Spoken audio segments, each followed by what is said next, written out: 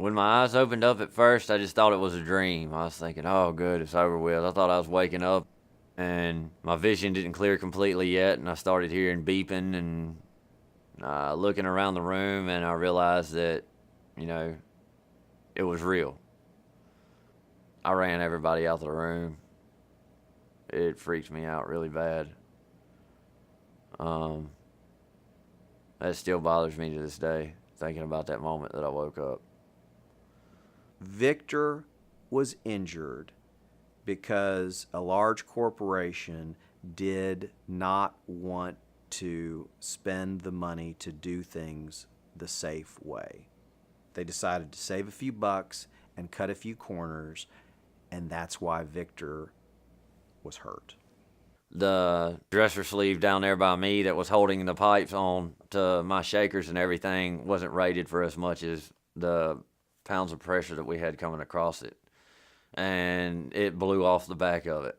The mud that we were using was diesel based, so it was basically just a giant fuel source that ignited and the whole pit system went up in flames. And I was in the middle of it. I felt a blast that knocked me off my feet. I didn't know I was on fire at first. Everybody else had done evacuated the rig, basically left me in the fire. Only exit that they had other than jumping over the handrails was about 15 yards away from where I was standing, that I had to walk through flames. Looked around, found my exit, and took off. I ended up being burned over 60% of my body. The doctors were telling my family that they didn't expect me to live for the next 2 weeks, that they needed to start making funeral arrangements. Sure enough, I did prove them wrong, though. I am way too stubborn to die. From the second I met Victor, I knew this guy is the reason that I went to law school. Victor is probably the toughest hombre I've ever represented. He is a former United States Marine. He's a former recon sniper. He got out of the Marine Corps and went into one of the toughest professions you can have, which is being a roughneck. And not only did he do that, he was good at it. On top of that, he has one of the most tragic accidents that a worker can have. He has burns to his face, to his torso, to his limbs, and he comes through it as best as anybody could ever expect. He never gave up, and there were times when he wanted to. They basically stripped me everywhere where I wasn't completely burned, and put it in all the areas where I was burned. They had to scrub and scrape and cut all the skin off of me where I had endured the most burn.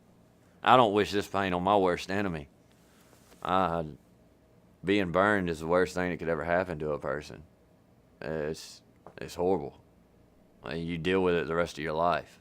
I can't be in the sun too much because my skin can't release heat now. I can only sweat on 40% of my body. I have to be in a place that's completely air conditioned. If I'm not, then I have to watch my limits.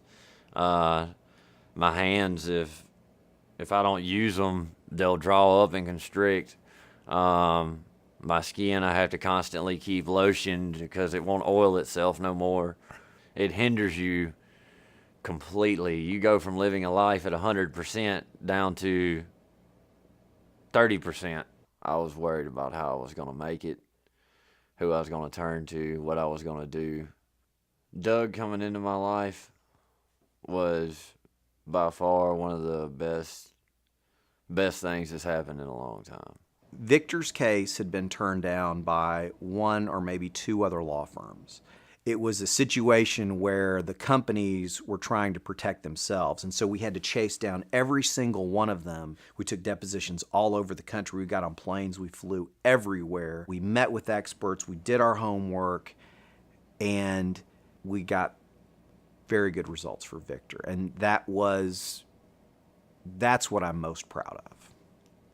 I owe Doug more than I could say I owe anybody else. He was there when nobody else was. He made sure I didn't get just thrown out and left out to dry. I guess you could say he's that voice that speaks up for those and knows how to speak for the people who don't.